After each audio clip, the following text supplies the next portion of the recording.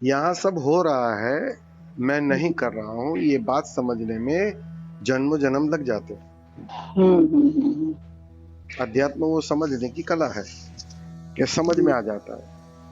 संसार को ठीक से देख लेते हो, वहां हारते हो, जीत कर भी हार जाते हो, क्योंकि मौत सामने होती है। वहां जीत कर भी हार जाते हो।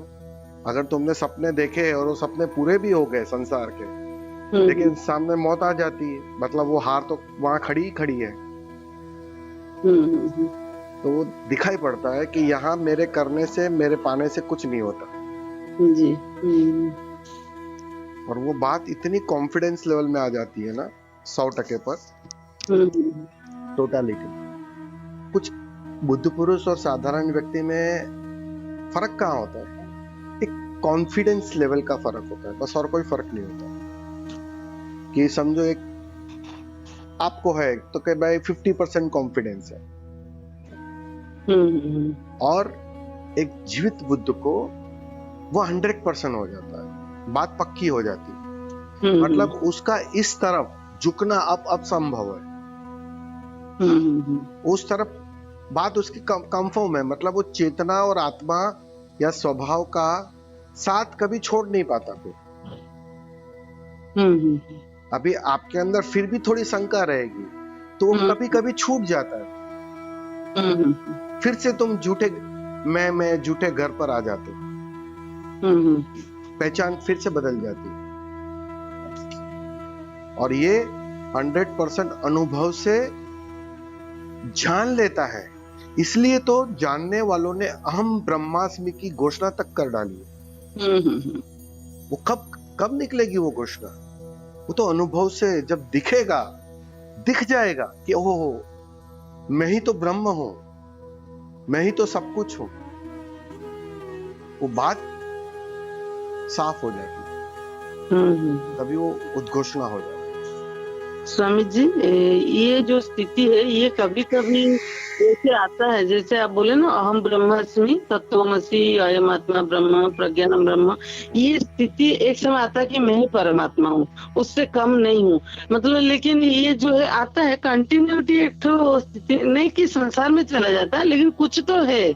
मैं अभी बोलूंगी, तभी मैं आपको फोन की हूँ। नहीं, देखो, अगर ये जो स्थिति आती है ना अभी और चली जाती है, बस इसका मतलब ही यही है कि वह स्थिति स्वभाव की नहीं हुई है अभी। स्वभाव, मैंने क्या कहा, स्वभाव में जो एक बार ठहर जाता है ना, वो उसका लौटना नहीं हो सकता। वहां से नो रिटर्न है। क्योंकि वहां जो लौट रहा है ना, वो खो जाता है। शक्कर घुल जाती है पानी के अंदर। अब शक्कर का वापस लौटना असंभव है, घुल जाती है। आप बात समझो मेरी बात। अहंकार खो जाता है, मैं भाव खो जाता है, मन खो जाता है। अब जिसका मन खो गया, वह लौटने का ख्याल कैसे कर सकता है? वो लौट कैसे सकता है? क्योंकि लौटने के लिए मन चाहिए। ख्याल में आ रहा है? इसलिए अगर गौर करना, अगर ऐसा ख्याल आ भी रहा है हम ब्रह्मास्मि का, इसका मतलब मन अभी भी कोई नया जाल फेंक रहा है। ये मन ही करा रहा है, क्योंकि ये बातें सुनी हुई है आपने, वेद पढ़े हुए हैं आपने, ओशो को सुना है आपने, बहुत सारा ज्ञान इकट्ठा किया है आपने, जान लिया है कि आखिरी अवस्था अहम ब्रह्मास्मि की अवस्था होती है। तो मन तुम्हें वह पहले ही दे देना चाहता है, झूठा ही सही, मृग मरीचिका। लेकिन उस समय तो स्वामी जी वैसे फील होता है, बहुत गहराई। और आप समझे नहीं, वो फीलिंग की वजह से ही तो ये ख्याल आ रहा है ना। मैंने क्या कहा, अनुभव बचता नहीं है आखिर में, आनंद बचता नहीं है आखिर में। जब तक तुम्हें आनंद का पता चले, तब तक जान लेना आनंद अभी घटा नहीं है। जब तक तुम्हें अनुभव का पता चले, तब तक जान लेना तुम अनुभव के पार नहीं गए हो। अनुभव भी मन का हिस्सा है, आनंद भी मन का हिस्सा है। तुम्हारा आनंद, एक बुद्ध पुरुष के आनंद की बात ही कुछ और होती है। तो ये फर्क रहेगा, क्योंकि कुछ कुछ तो कमी है, वो शक्कर पूरी नहीं घुली है, अभी घुलने में कुछ कमी है। तो ये कैसे पूरा होगा स्वामी जी? वो सहज पूरा होगा, करने से नहीं पूरा होता है, यही तो उसकी मुसीबत है। इसलिए तकलीफ कहाँ होती है गहरे साधक के साथ, आप जैसे साधकों के साथ, कि जब उन्हें लगता है कि मैं बस किनारे पर हूं, उस किनारे पर, तो वो कोशिश करके किनारा पार करने की कोशिश करने लगते हैं, और ये कोशिश से नहीं हो सकता। आप समझ रहे हो? नहीं, ऐसे घड़ी आपके साथ भी आया था, मतलब ऐसे टाइप का सब चीज? 100%। तभी तो मैं मैं आपसे अपना अनुभव ही शेयर कर रहा हूँ, अपने अनुभव की ही बात कर रहा हूँ मैं निपट, और किसी का मुझे कोई लेना देना नहीं, ना ओशो का ना किसी और का। बात तो मैं अपनी ही करूंगा, क्योंकि मैं अभी अभी गुजरा हूं वहां से। तो ये होता है कि जब निकट आ जाती है ना वो घड़ी, तब मन बहुत सारी चालाकियां भी करता है। जो तुम्हें चाहिए ना वास्तव में, वो मन खड़ा कर देता है, वो भवन खड़ा कर देता है, ताकि तुम उलझ जाओ, तुम उसमें भी उलझ जाओ। तुम छोड़ दो उस थोड़ा सा जो मन बाकी है, अहंकार बाकी है, उसको मिटाना, और इसमें नए खिलौनों में खेलने लगो। तुम देखना, जब भी ऐसे अनुभव होते हैं, तुरंत ऐसा ख्याल आएगा कि अब वापस ये अनुभव फिर से आए, और मैं गहरे उसको जानूं, और मैं उस अनुभव का आनंद लूं। ये अनुभव की मांग बढ़ जाती है। Am I right? ये तो होता है। हाँ, तो ये कौन कर रहा है, ये और ज्यादा की मांग कौन कर रहा है? कभी सोचा आपने? अनुभव का मतलब समझो, अनुभव हर चीज से मुक्त करता है। अनुभव कोई चीज की मांग नहीं बढ़ाता है, मांग तो मन बढ़ाता है।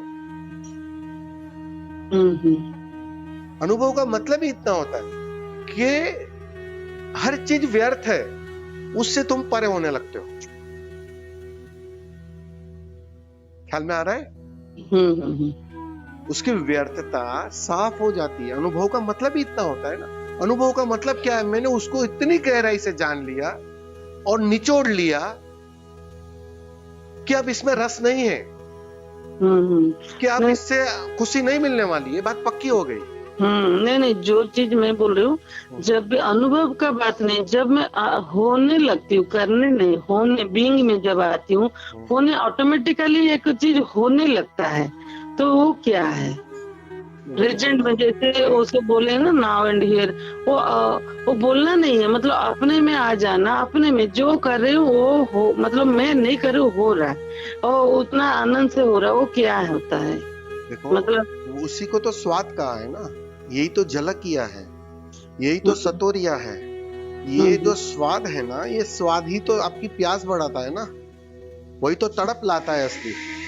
लेकिन अब बात तो समझो, ये सतोरी स्वामी जी कितना बार घटता है ना, क्या कई बार, अनेक बार घट सकता है।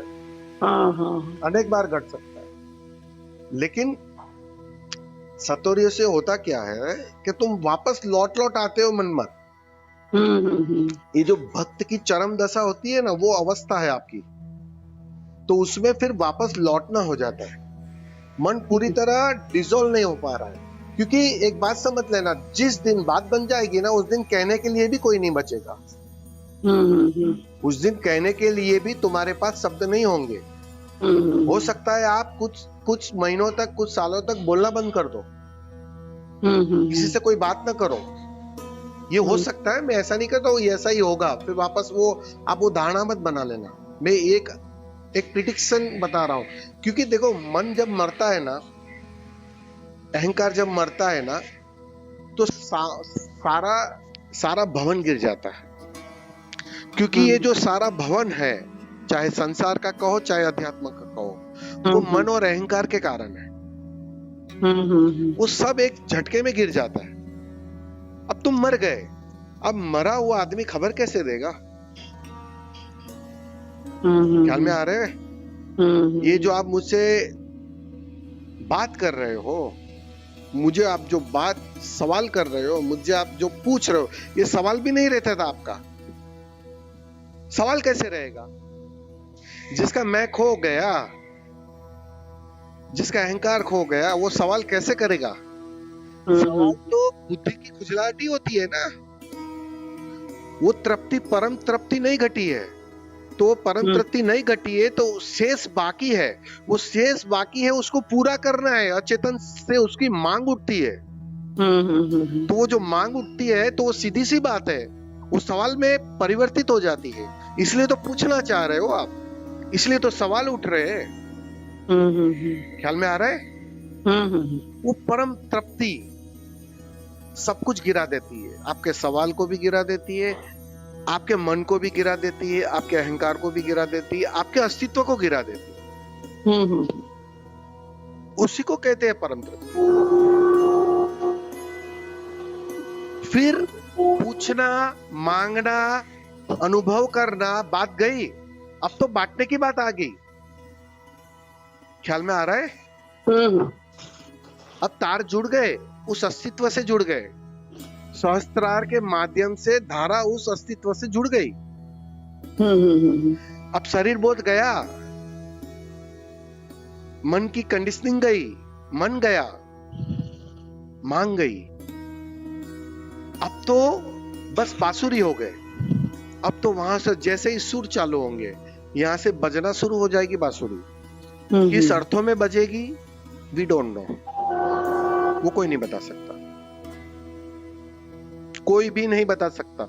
ओशो स्वयं भी होंगे तो भी आपको नहीं बता सकते कि भाई अस्तित्व आपसे किस प्रकार की बांसुरी बजवाएगा। समझ रहे हो? वो तो अस्तित्व में जिसकी नीड होती है ना, वो ऑर्केस्ट्रा होती है, पता है? अगर उसमें एक गिटार वादक कम है ना, तो वो ऑर्केस्ट्रा का जो मैनेजमेंट करता है ना, जो मैनेजर होता है ना, वो जानता है कि इसमें गिटार की कमी है, गिटार के सुर कम है, तो वो आपसे गिटार बजवा लेगा। ख्याल में आ रहा है? और उससे जो काम लेना है वो जानता है।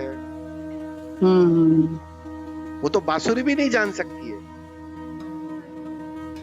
तुम खाली हो जाओ, बस तुम्हारी पात्रता इतनी ही चाहिए। तुमसे काम ही तब लिया जाएगा कि तुम बांसुरी की तरफ खाली हो जाओ, मिट जाओ, अपनी झूठी आइडेंटिटी के अर्थों में पूरी तरह मिट जाओ, 100%। फिर अस्तित्व काम लेता है।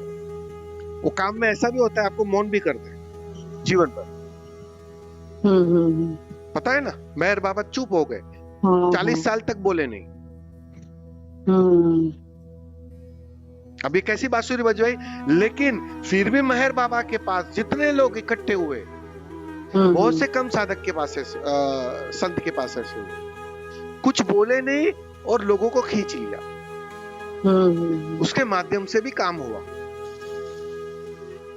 अब ये भी बांसुरी बजी, बात समझो। ये मौन के अर्थ में बजी बांसुरी। अब वो क्या करवाएगा, वो जानता है।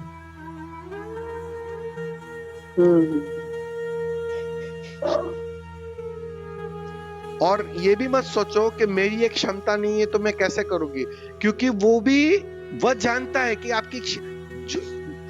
आपसे जो काम लेना है। अब समझो आपसे गिटार बजवाना है, आप बोलोगे मैंने तो गिटार सीखा ही नहीं है, लेकिन वो मजे की बात है, वो ऊर्जा ऐसी देगा कि गिटार आपसे बजेगा और पूरा बजेगा।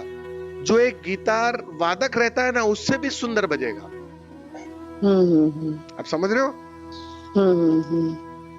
मैं बोल नहीं पाता था, ये बोलने की, ये बात करने की क्षमता नहीं थी मेरे पास। मेरे को किसी ने माइक दिया था, मैं माइक उठा ना पाया, बोल ना पाया, 2 शब्द ना बोल पाया, हिम्मत न थी, एक कॉन्फिडेंस ना था। इसलिए मैं तो कभी सोच ही नहीं सकता था कि मैं वक्ता हो सकता हूं, मैं किसी को प्रश्नों के उत्तर दे सकता हूं। ख्याल में आ रहा है? यह असंभव था। और ऐसा नहीं है, ये जो घटना घटी ना, उसके 1.5-2 साल पहले की बात है खाली, कोई लंबा समय भी नहीं है कि मैं 10 लोगों के बीच में बोल नहीं पाता था। मतलब उतनी हिम्मत नहीं थी, उतना कॉन्फिडेंस लेवल नहीं था। इसलिए मैं कभी सपने में भी नहीं सोच सकता था कि मैं कभी किसी सभा में किसी लोगों के प्रश्न का उत्तर दूंगा। लेकिन अभी कोई पूछता है और ये निकलता है। कैसे निकलता है, मैं भी आश्चर्यचकित हूँ। हम्म, और सटीक बात निकलती है। हम्म,